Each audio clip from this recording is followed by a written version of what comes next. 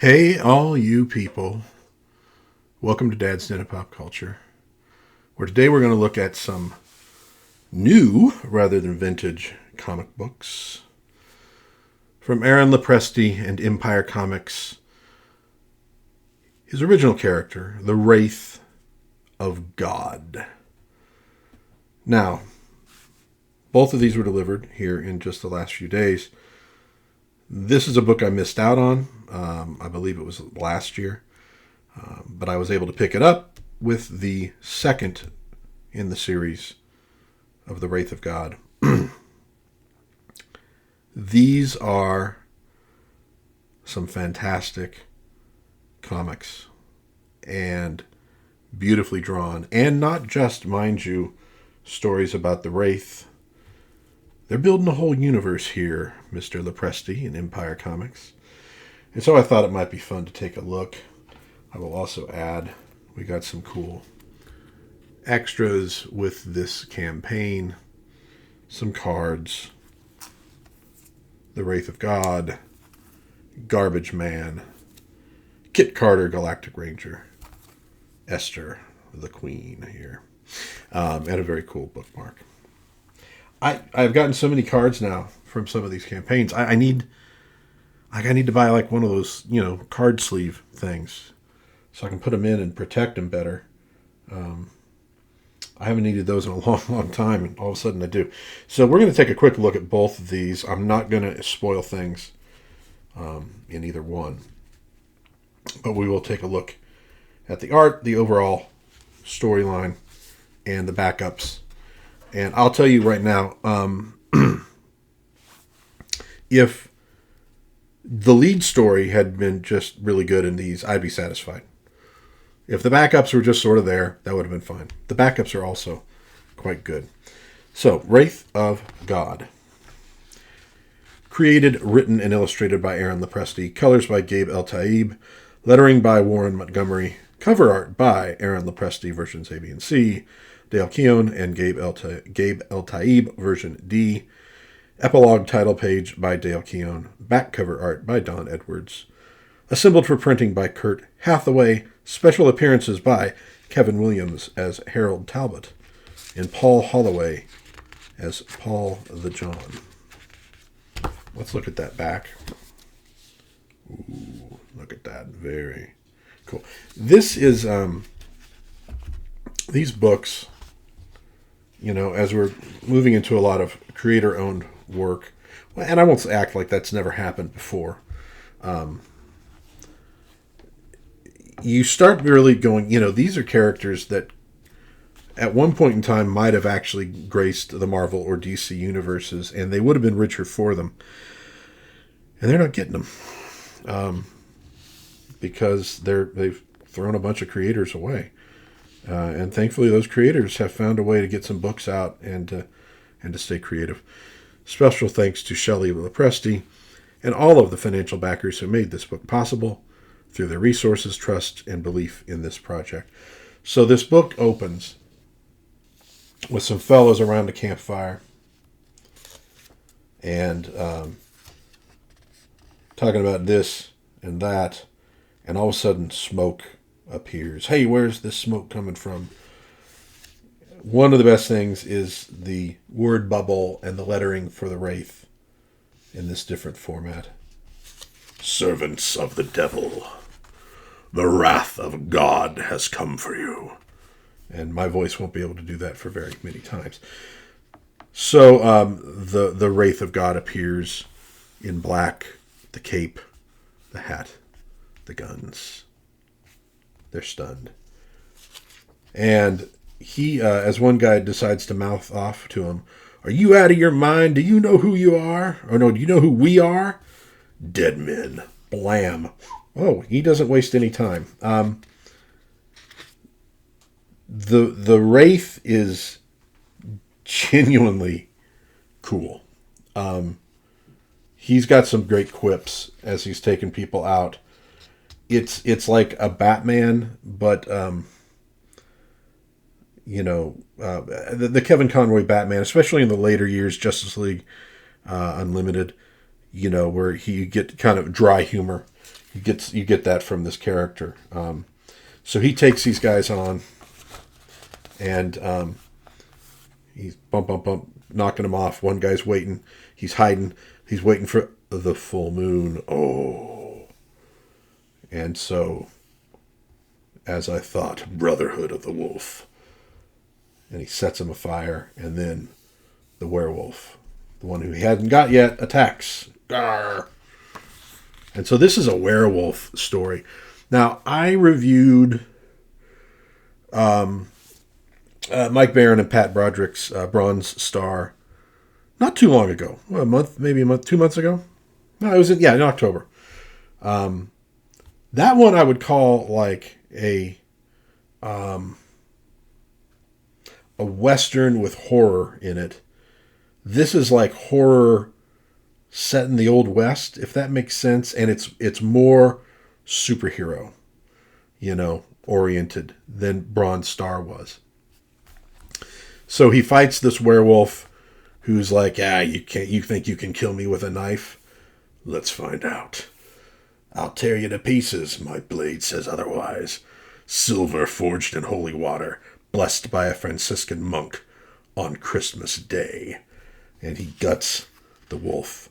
And the horses run off, and he discovers his own horse has been killed, Gabriel. So he burns the wolves, but one of them gets away. And now we come back to the next important character here, Esther, who is his assistant. All the tools of the monster hunting trade. Esther is a genuinely good character. I fell in love with these characters reading these books. I really did. And she has a pretty adversarial relationship with the Wraith and who he is and what he is. And they're going to be heading to Calamity, Arizona, because that's where they're going to find the one that got away. And so in this book, you're going to get the Wraith's origin. You're going to get some really nice scenes between him and Esther as she comes to terms. We get her origin as well. And you get genuine development of the characters and between the characters and their relationship over the course of the book. This is a great one. His face in the shadows. And so we get this. This is like from her journal that we read along the way. And on the way there, they run into Gabriel, his horse. Can't be. And there we go. It is Gabriel. And his eyes are filled with the Lord's vengeance. I don't understand. You said he was dead. He was. God brought him back. Okay. Is it really Gabriel? Maybe it is. I don't know. That's the question. Who is this guy? What is this guy? Is this all trickery? Is he actually a servant of God? It's really good. And I'm going to stop there. I don't want to show off too much here. Let me see here. I want to get to one of the backups. But I don't want to accidentally show anybody anything major. But you do get a continuation here. It will be continued in the next one. Our first backup is set in Murnau City, home to Garbage Man, Mr. Midnight, and the nightclub. And this is Mr. Midnight showing Garbage Man around his secret headquarters. He's going to bring him into the nightclub, although, as he says, not sure you want me staying here. You'll go through a lot of air fresheners. No one stays here except me. It's a meeting place for the team. Strategic Command Center. And so, this is a quick vignette of these characters. But he says, as they're looking around, he says, what's this, some kind of shrine? More of a reminder of a past life. Can you be more cryptic? Oh my God, it's Chandler Bing. And what is in that shrine? Oh, I'm not showing you the shrine. No, sir.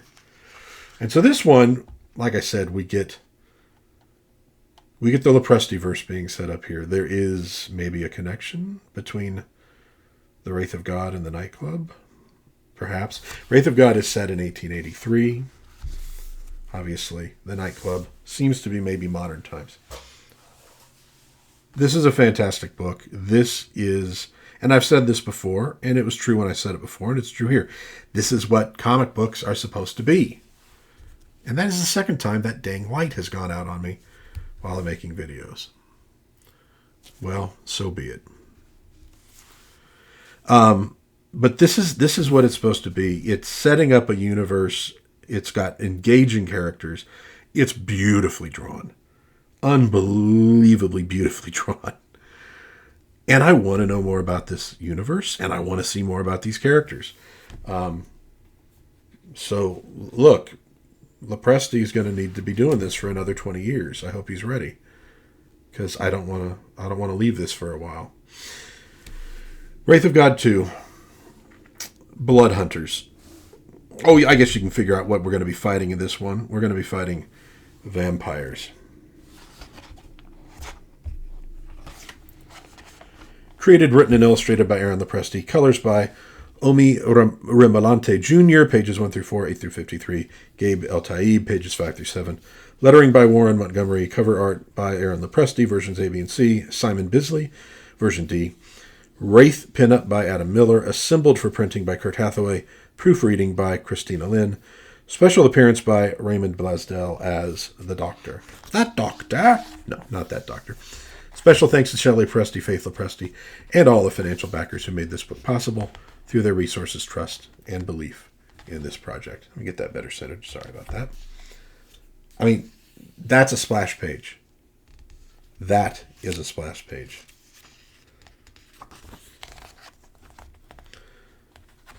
So we meet up with the Wraith and with Esther. He has a vision. That splash page was his vision. Vampires. They're going east to Tennessee. And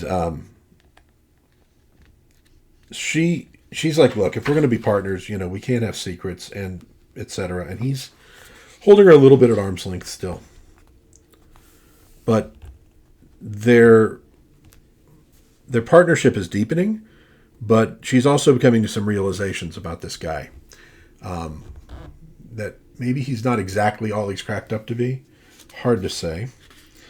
But we have the arrival of a ship and a coffin, and this undertaker takes it away. And Count Korvac. So we got a Nosferatu here. Again, tremendous art. Tremendous. I mean, look at this. Daughter of Satan, your time of judgment is at hand, as they're attacked by a vampiress on the way to this town. Great action scenes. He's got the silver bullets going, and she gets past him, and Esther pulls a cross on her. Get back! Your foolish trinkets have no effect on me. She can't believe it. Now, these are both religious people, Esther and the Wraith, which is a nice touch. And she can't believe the cross didn't work. And he says, the cross has power over us all, especially you. Now it works. And he stakes her, and that's the end. And she asks, why didn't that work? Your fear is greater than your faith. How do you do it? Live without fear. I fear God, so I fear nothing else. Dude, the dialogue's awesome. This is awesome. So basically they're going up against this vampire cult in this little town in Tennessee. And read it. Go find it. Go get it. However you get it. So we have some more backups in this one that deepen the Lopresti verse. And again, you want to talk about splash pages? Nightclub. First of all, great name for a, sort of superhero-y team. Created, written, and penciled by Aaron Lopresti. Inks, Matt Ryan. Colors by Kelsey Shannon. Lettering by Kurt Hathaway. The nightclub is a mysterious team of heroes who defend the citizens of Murnau City from the forces of evil and corruption that plague the Dark Metropolis, led by the enigmatic Mr. Midnight, who has a clandestine connection to the legendary Wraith of God. They fight together to enforce justice in hopes of saving the city from its moral decay. And so we have this old man who is I believe, a pastor, a reverend, who's carrying some groceries to probably a homeless shelter, when he is confronted by, you ready for this? Look at that. Where am I? Big old elephant dude. And he takes his groceries and gets whacked in the back of the head by our heroes, metal and sculpture, 2/3 of the super team known as the Nightclub. And so they engage in fisticuffs with this creature who they nickname Trunk, who does not like the name. My name is not Trunk. My name is not Rick. And they end up getting stopped in the middle of the fight, which is beautifully illustrated by Mr. Midnight, who shows up and puts it into it and teleports away with this creature back to the headquarters to find out what's going on. Good writing. It's, it twists. It's not exactly what you think it's going to be. And it's, again, another one that leaves you wanting to know more. The next backup is Garbage Man, created, written, and illustrated by Aaron Lopresti. Colors by Dan Lawless. Lettering by Kurt Hathaway. Or Hathaway. Was I saying Hathaway the whole time? Attorney Richard Ethan Morse was on the fast track to partnership with his law firm in Murnau City. When Morse was given the Titan Pharmaceuticals account, he inadvertently discovered illegal activity and was immediately targeted for assassination.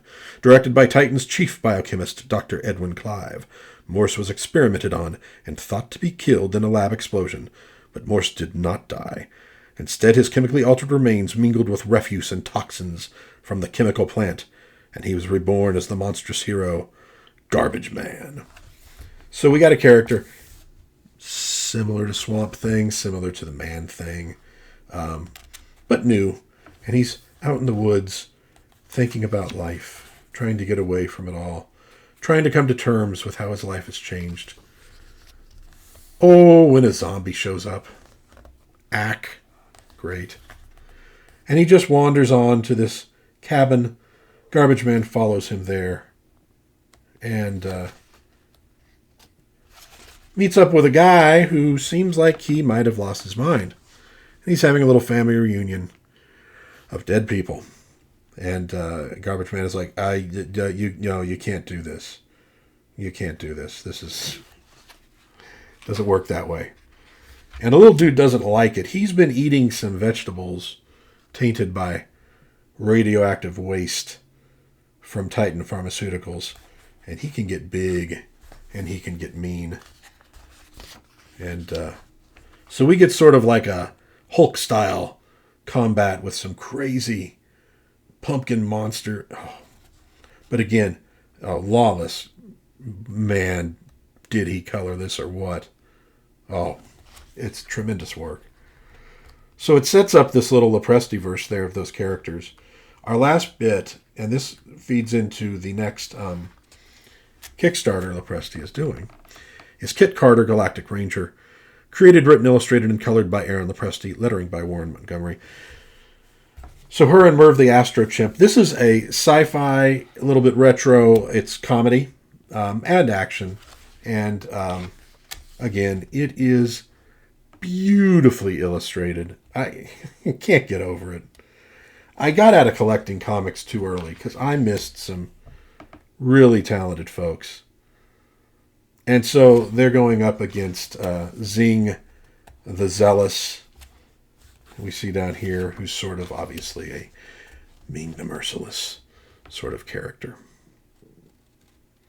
And, the nice thing is it's a little comedy and it is genuinely funny. Great piece of work there. Not by Lopresti. So coming soon, Kit Carter, Galactic Ranger, and Planet Doom, and Wraith of God 3, Fear Hollow. I am on board with Empire Comics. These are fantastic. Between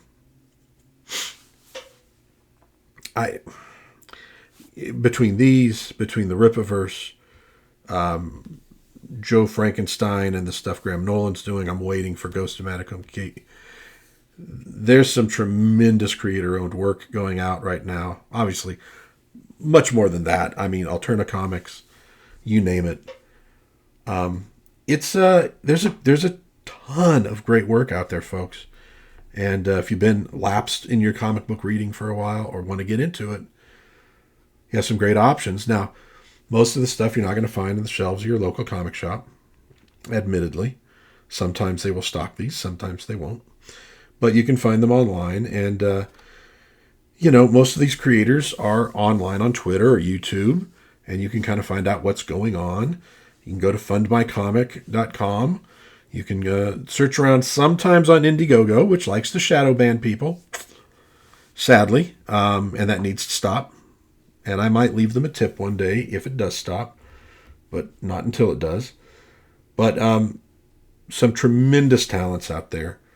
I hope there are many, many, many more years of these characters, the little world he's creating. I can't recommend these highly enough. The art is just tremendous. It really is. And you could tune in on, I believe, Wednesdays for the Graybeard Studio on Aaron Lopresti's YouTube channel. It's a draw stream. Him, David Williams, Kelsey Shannon, with an assist by Gary Martin, as they take on a different drawing task every week. Always fun. They chat about the business and sometimes food and other nonsense. But I've been watching that for a while, and I have been desperately waiting for these books to come out because, damn, the sample art I'd seen is so good. Not at all disappointed. These are A+ books. Folks, go get them. That's going to do it for Dad's Den today. If you enjoyed this video, please think about giving it a like and maybe subscribing. I cover a lot of pop culture here, and I generally record recommendations for things rather than tearing things apart, because I want to direct people to all the good stuff that's out there, whether it's old, whether it's new, whatever it might be. So maybe you'll subscribe if that sounds good to you. Maybe you share some videos with some friends as well. Helps me grow my channel, which I'd very much like to do, and kind of get the word out on these cool things to more people. In the meantime, God bless everybody. Please be kind to one another, and try to have some fun out there, because if you don't, you might hear from the Wrath of God. Oh wait, I just screwed that up. The Wraith of God. I'll see you next time in Dad's Den of Pop Culture. Bye-bye.